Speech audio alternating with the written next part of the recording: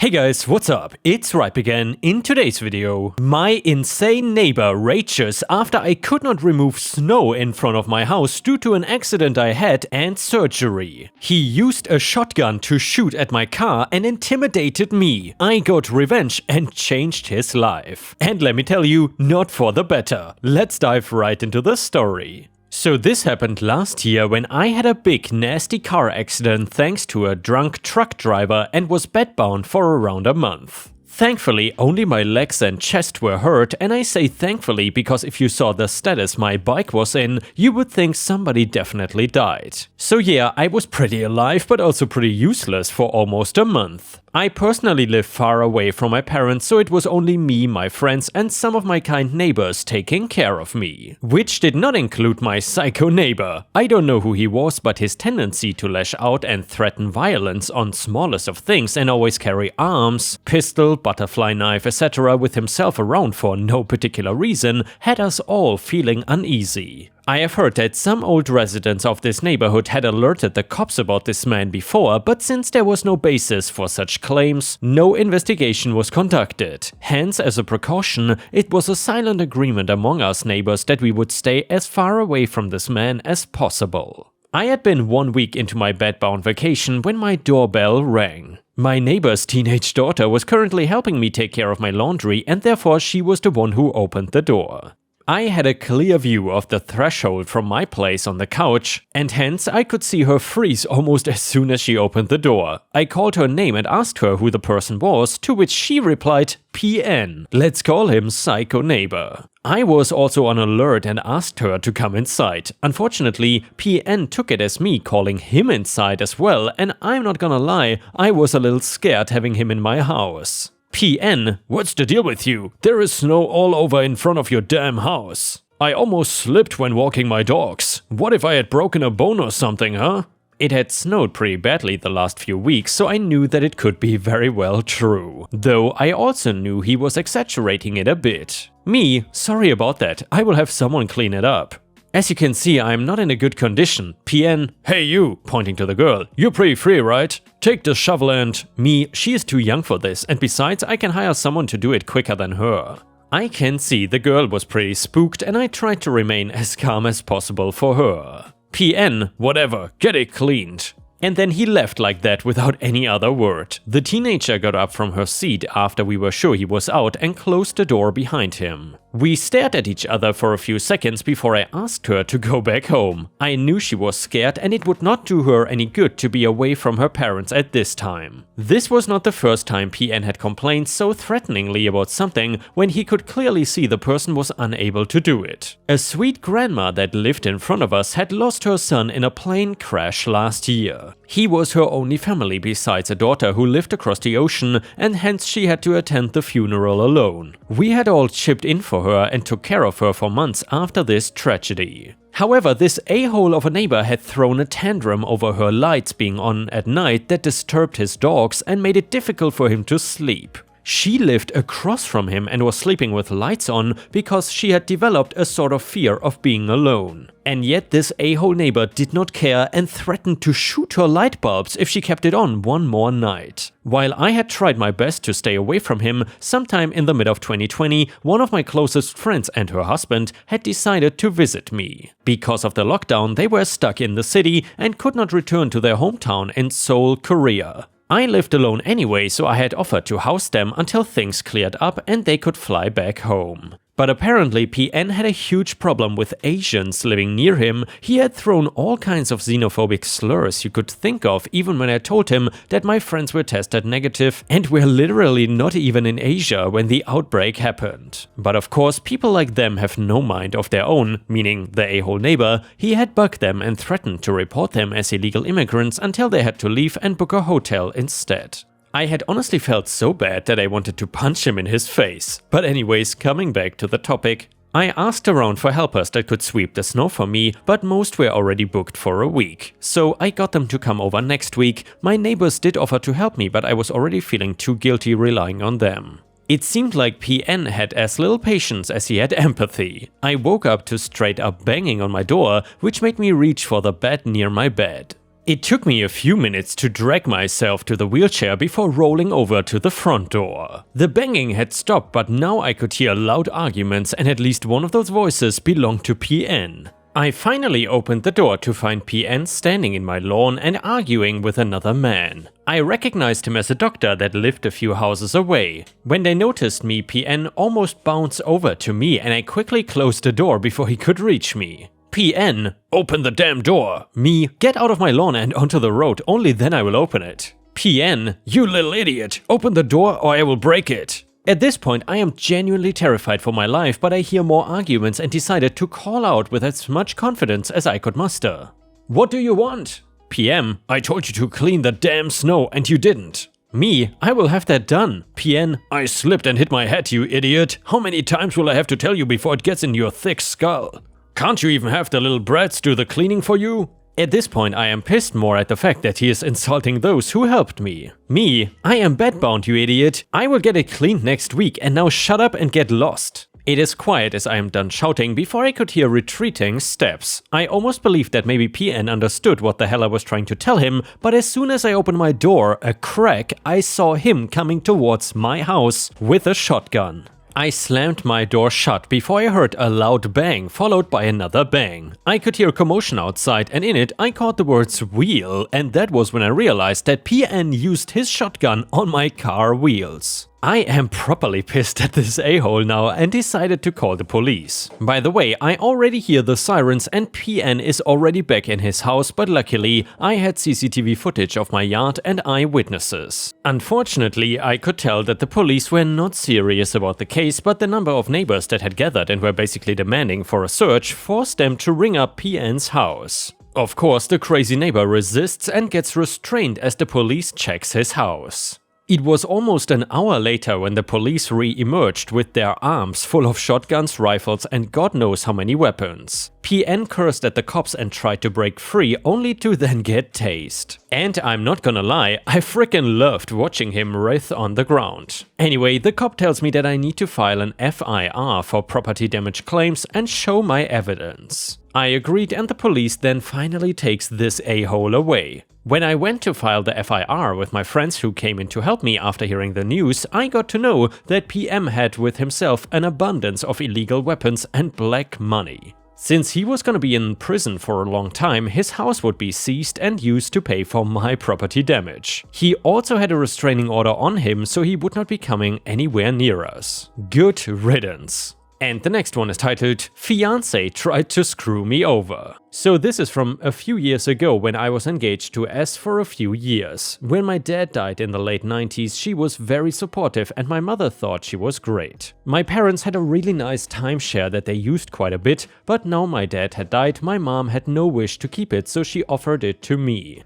I had no wish to use it, so she offered it to S. S took the timeshare as it was closer to where her parents lived and they would make good use of it. It was all legally signed over to her, etc. Anyways, about 6 months later, me and S had a bit of a messy breakup, and about a year later, one of our mutual friends was telling me S was trying to sell the timeshare for £20,000. This caused a row between S and our mutual friend as she argued that any money made from selling the timeshare should be given to my mother. Honestly, I did not really care and forgot all about it. Fast forward to my mom dying 10 years ago, about 2 weeks after her death I get a message from S on Facebook, but under her new married name, asking how I was and telling me that her and her husband have been using it every year, but now they have no further use for it and would like to offer it back to me. I highlighted how it is ironic that she got in touch now as my mom had only just died. I found out later that she found out from a friend of ours, and she then highlighted that my mom would definitely have wanted me to have it back as part of my inheritance, so I decided to do some digging to find out why she was so keen for us to have it.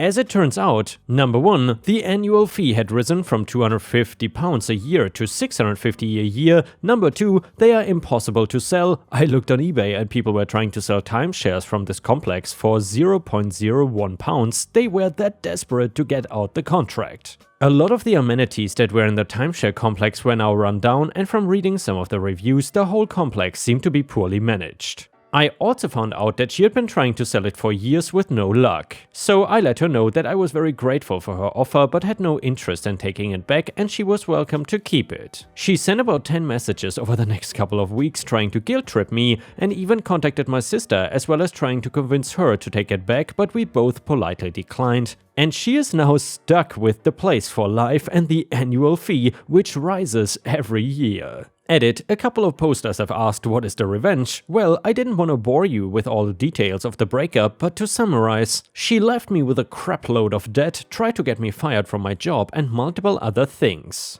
Nobody in my family had an issue with her trying to sell it. It was mutual friends who got annoyed with her as she was boasting to them how she was gonna profit from a gift. She happily used it for years and then when she found out my mother had passed, tried to fop it off back to me as she no longer used it and realized she was stuck with it for life. So she might have left me with thousands of pounds of debt from our relationship, which took me several years to pay off. But I eventually got my revenge in the long run as she will be paying for it for the rest of her life.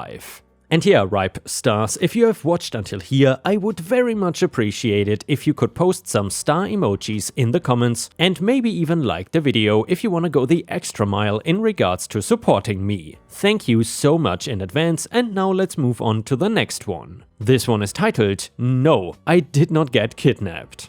So, backstory, my mom is Filipino, raised in California and does not have an accent or anything, and my dad is a white dude. I look like my dad, pale and don't look Asian at all. So this happened when I was an infant and my mom told me about the story because me and my husband are gonna have kids soon and she wanted to tell me her racist experience. My family were at the mall, me in the stroller, obviously in comes the Karen. My dad went to the restroom real quick and my mom decided to sit down and wait for him. Karen, "Oh, how cute she is. How old is she?" Mom, "She is 5 months old." The Karen looked at my mom and confused. Karen, "Oh, you're the nanny?" Mom, "Nope, you must be the babysitter." My mom was now in shock. "No, I'm the mom. I gave birth to her." Karen, "But she doesn't look like you at all." Mom, "Well, no, but she does look like her father." Karen, "Nonsense. The child does not look like you and I don't see her father around. You probably kidnapped this poor child." Mom is in total shock and scared, and then this Karen tries to take me out of the stroller. Mom, "What the hell are you doing? That's my baby. I'm going to find this child's real parents."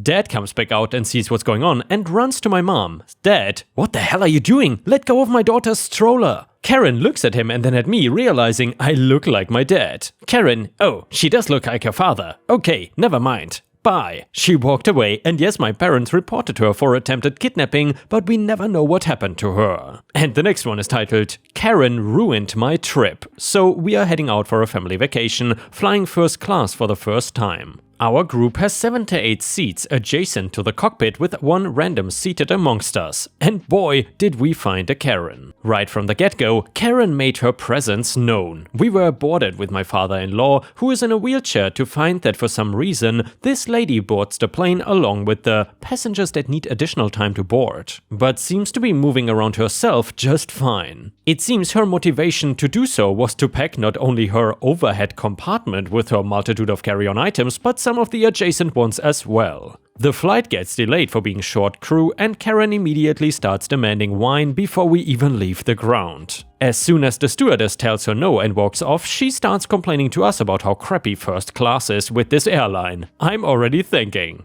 damn, can you shut the hell up already? And then comes the inevitable, "We can just leave without the crew member, right?" Apparently she wasn't paying attention because the missing crew was the frickin' pilot. We were released back out to terminal for a bit to stretch since the delay was so long, and we returned to our seats to find my daughter's seat occupied by Karen's friend who was flying economy. After standing around and clearing our throats several times to try to get their attention, it is obvious that they have no awareness of anyone outside their bubble. Finally, after both myself, my daughter and my mother-in-law all asked them to clear out, they finally acknowledge that they're in someone else's seat. After all this, we eventually get up in the air and cue Karen slamming glasses of wine. After the third one, glass, she's obviously already drunk as hell because she then dumped the entire 4th glass of wine on my teenage daughter. And she did not even acknowledge that she had done it. No, sorry, no, here's a napkin. She just immediately started demanding another drink from the flight attendant. Worth mentioning, as my daughter told me later, that Karen immediately pocketed all the wet wipes, napkins, peanuts, and every freebie within reach. All the while she is keeping her mask down while she is drinking, but the second I take mine off to drink some water, this Karen grabs my arm and starts demanding that I put my mask back on. Are you serious? Gonna complain about a mask, but totally okay touching strangers? Okay, Karen, at this point I finally tell the stewardess about everything and they stop serving her, but she still spends the rest of the trip complaining about how crappy this airline is, trying to talk to my daughter the entire time, who is legitimately worried that this moron is gonna puke on her. I really felt bad for my poor kid. And yeah, Ripe Stars, that was certainly a first-class experience for OP and her family. I feel so bad for them, honestly. But then again, you have to wonder, how does a person like Karen afford first class? But obviously, just because you can afford first class does not mean that you are a classy person. In this case, rather the opposite. HOA speed cameras. I live in a neighborhood full of car lovers and speeding has always been somewhat of an issue. It has never been anything too extreme, but enough for the neighborhood to notice. However, I also live in an HOA neighborhood. And unfortunately, the HOA in our neighborhood loved stepping over boundaries frequently. A situation a couple months ago regarding the speeding cars let us know just how comfortable they are overstepping boundaries as an HOA. A few months ago, everyone in the neighborhood got a letter in the mail stating that within a couple of weeks the HOA would be putting up cameras and speed radars to buckle down on the speeding issues in the neighborhood. I would like to say that I am fond of holding reckless drivers accountable, but I must also say that this was not an issue that HOAs could legally tackle.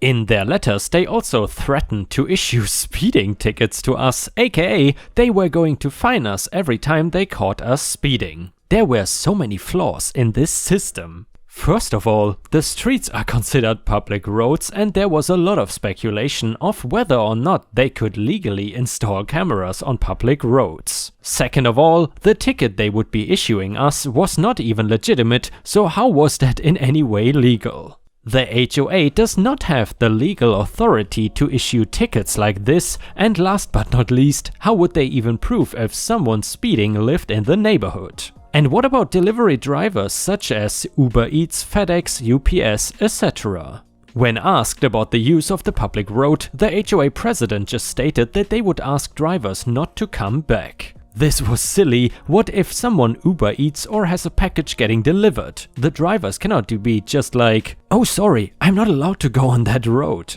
The neighborhood obviously disagreed with this. While something had to be done about the speeding, the way they were going about it was so wrong. Many residents offered other solutions, such as putting in speed bumps or putting a flashing radar sign up.